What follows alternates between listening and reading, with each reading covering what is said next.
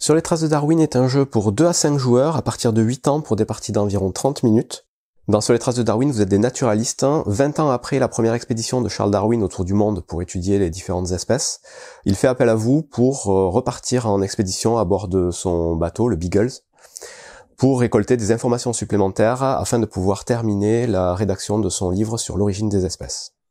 Au niveau de la mise en place, vous avez tout d'abord un plateau principal à mettre au centre de la table. Sur ce plateau, vous allez placer plusieurs éléments. Donc en premier, vous allez mettre le bateau, le Beagle, que vous allez mettre sur cet emplacement-là, où il y a un petit bateau dessiné. Ensuite, vous allez placer tous les jetons boussole, guide et les jetons publication en pile, en vrac, sur les emplacements appropriés sur la gauche du plateau. Ensuite, vous allez prendre toutes les tuiles théorie que vous allez mélanger. Vous allez faire 2 tas avec ces tuiles, en révéler 3 sur le plateau, donc aux emplacements appropriés sur la droite du plateau. Enfin, vous allez prendre toutes les tuiles animaux et personnages, donc ce sont toutes les tuiles carrées, comme celle-ci. Vous allez les mélanger et vous allez faire autant de tas de 12 tuiles qu'il y a de joueurs en jeu. Donc là, si on joue à 2, on fait 2 tas de 12 tuiles, donc on a 24 tuiles à disposition. Et en plus de ces tuiles-là, vous allez piocher 9 tuiles que vous allez placer directement sur le plateau. Donc aléatoirement. Face visible. Ensuite, chaque joueur va recevoir un petit plateau carnet, donc ils sont de couleurs différentes, mais ce sont tous les mêmes. Ce plateau, vous allez l'ouvrir, et vous allez chaque joueur recevoir un petit pion guide que vous allez mettre en bas à gauche du plateau, et vous allez piocher une tuile théorie que vous allez placer en haut à droite de votre plateau. Ensuite, il reste juste à déterminer un premier joueur, donc ici c'est le dernier à avoir voyagé en bateau. Si c'est pas le cas, vous déterminez le premier joueur aléatoirement, et ce joueur va prendre le petit pion Charles Darwin, qui va mettre à côté de son plateau. Et on est prêt à débuter la partie. Une partie de Sur les traces de Darwin va durer exactement 12 tours, c'est-à-dire que chaque joueur va récupérer exactement 12 tuiles, qu'il va pouvoir placer donc sur son plateau ici. Et une fois que chaque joueur aura placé sa 12e tuile, on passera au décompte de fin de partie. Le but du jeu, c'est donc d'avoir le plus de points en fin de partie, qui va dépendre de plusieurs choses que je vais vous expliquer tout de suite. Mais avant tout, je vais vous présenter les différentes tuiles d'animaux qu'il y a dans le jeu, comment elles sont composées. Vous avez toujours en haut à gauche la classe de l'animal, donc il y a 4 classes en tout. Vous avez les arthropodes, donc c'est plus ou moins les insectes, les mammifères, les oiseaux et les reptiles.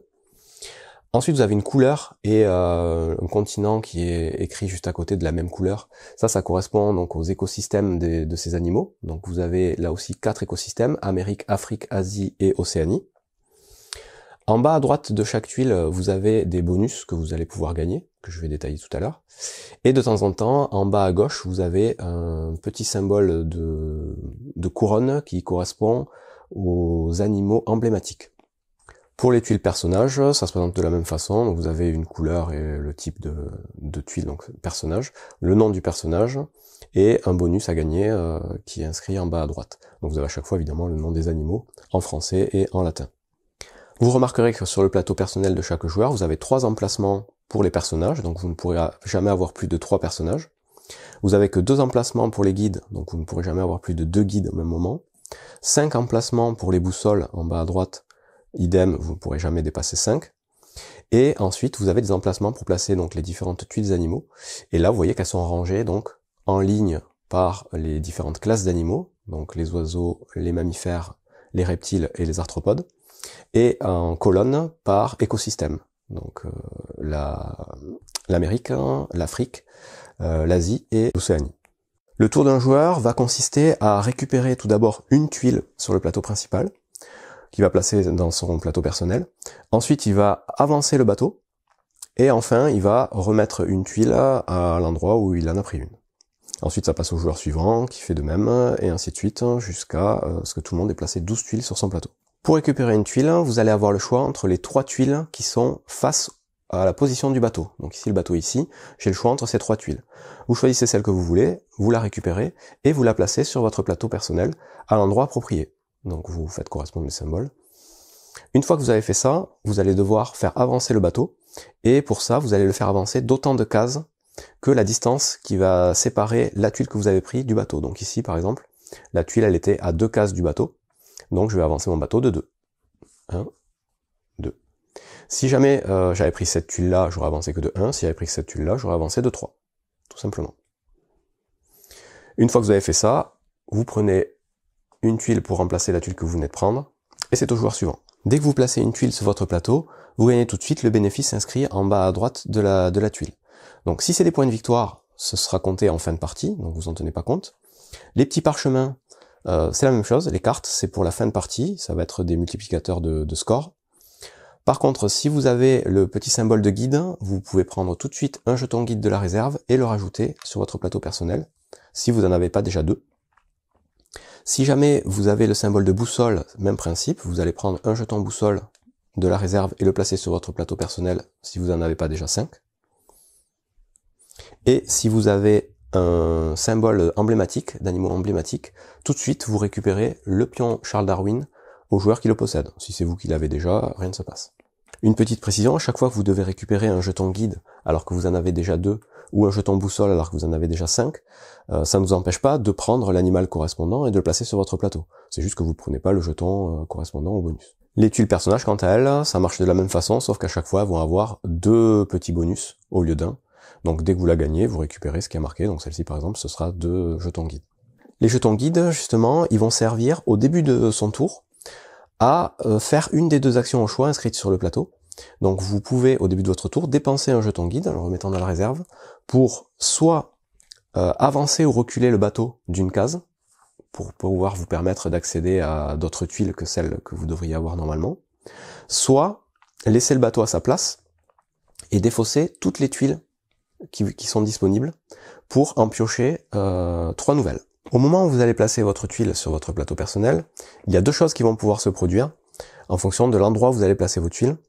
Si jamais vous réussissez à remplir une colonne ou une ligne complète, donc avoir une tuile sur chaque écosystème ou sur chaque classe d'animaux, vous allez tout de suite gagner une petite tuile de publication. Donc ces tuiles-là, il y en a tout un tas, elles ont des petits dessins dessus mais ça n'a pas d'importance. Ce qui est important c'est qu'elles valent toutes 5 points. Donc dès que vous récupérez une tuile comme ça, vous la mettez sur votre plateau en haut à gauche, et ça vaudra 5 points en fin de partie. Donc en complétant les colonnes et les lignes au niveau des animaux, pas au niveau des personnages. La deuxième chose qui peut se produire, c'est si vous posez une tuile par-dessus une tuile déjà existante. Donc là par exemple, si à un précédent tour j'avais pris le caméléon, donc qui est un reptile de la zone Afrique, et que à un tour suivant je prends le crocodile, qui est aussi un reptile de la zone Afrique, je vais venir la placer par-dessus. Donc là ce qui se passe, c'est que les points de victoire qui seront en dessous seront perdus. Par contre, au moment où je viens empiler une tuile sur une autre, je peux tout de suite venir récupérer une tuile théorie parmi les 3 visibles ou une de la pioche au hasard. Cette tuile, quand je la récupère, je viens la placer sur mon plateau à droite, en suivant l'ordre, et des tuiles comme ça, je peux en avoir au maximum 6. Si jamais je dois en récupérer une 7e, je peux très bien en défausser une pour venir la remplacer. Dès que j'ai récupéré une tuile ici, j'en mets une nouvelle disponible pour les autres joueurs. Je vous rappelle, la partie va s'arrêter après le 12e tour, c'est-à-dire dès qu'on va placer la dernière tuile de la réserve sur le plateau.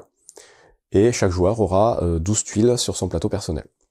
À ce moment-là, on va passer donc au décompte de fin de partie, que je vais vous expliquer tout de suite. Pour compter les points en fin de partie, vous prenez le petit carnet prévu à cet effet, vous notez le nom des joueurs, et vous allez regarder pour chaque joueur, en premier, les points de victoire qui sont en bas à droite des tuiles et qui sont visibles.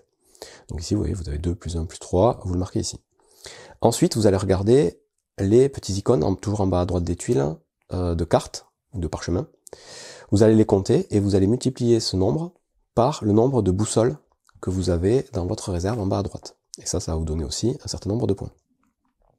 Ensuite, vous allez regarder vos tuiles publication, donc là vous marquerez 5 points par tuile que vous aurez réussi à récupérer. Ensuite, vous allez marquer des points pour les tuiles théories que vous aurez réussi à récupérer. Donc au maximum, vous pourrez en avoir 6. Donc là j'en ai mis 7, c'est pour vous montrer les différents types qui existent. Potentiellement, vous en aurez beaucoup moins. Et là, vous allez marquer des points en fonction de ce qui est marqué dessus, tout simplement. Donc c'est des principes de collection. Ici, vous allez marquer 1 point par animaux de type reptile, de classe reptile, que vous avez sur votre plateau. Et dans ce cas-là, même les tuiles qui sont recouvertes vont compter. Donc ici, par exemple, des reptiles, j'en ai 2 qui sont empilés ici, donc ça me ferait 2 points. Dans exactement le même principe, vous allez gagner des points en fonction des écosystèmes des animaux. Ici, vous marquerez 1 point par animaux dans l'écosystème Afrique. Donc là, c'est pareil, même les animaux empilés vont compter. Donc ici, j'ai 1, 2, 3, 4, 5, 6, 7. Donc ça me ferait 7 points. Ici, vous allez marquer des points en fonction de l'endroit où vous avez placé vos animaux sur votre plateau. Donc vous voyez que là, ça va être 1 point par tuile qui vont être placés dans le carré en bas à gauche. Donc là pareil, les tuiles empilées vont compter. Ici vous allez marquer des points par symbole guide qui seront visibles sur les tuiles de votre plateau. Donc quand il y a le petit œil, ça veut dire qu'il faut qu'elles soient visibles. Là on compte pas ce qui est sous les tuiles. Donc ici j'en aurai qu'une. Même principe pour les symboles emblématiques. Il faut qu'ils soient visibles. Tous les symboles emblématiques visibles vous rapportent ici un point. Ici, vous marquerez un point par tuile théorie que vous aurez stocké sur votre plateau. Et ici, vous marquerez 2 points par tuile publication, pardon, que vous aurez sur votre plateau. Une fois qu'on a marqué le total des points des tuiles théorie, on regarde le joueur qui a le petit jeton Charles Darwin qui gagne 2 points supplémentaires. On fait le total, et le joueur qui a le plus de points remporte la partie. En cas d'égalité, c'est le joueur qui aura le plus de points dans la partie théorie qui remporte la partie, et s'il y a encore égalité, la victoire est partagée. C'est tout pour les règles sur les traces de Darwin. Excellent petit jeu familial de collection de tuiles, avec une très belle édition, donc soit au niveau des illustrations que de la qualité du matériel. Et vous noterez aussi que au dos du plateau principal, vous avez une carte avec le trajet effectué par le Beagle et Darwin lors de son exploration. Et vous avez un petit livret dans la boîte qui vous donne des anecdotes sur ce trajet et qui vous détaille les différentes espèces animales que vous allez trouver dans le jeu. Donc voilà, ça sert pas dans le jeu, mais c'est quand même super. Bon jeu à vous.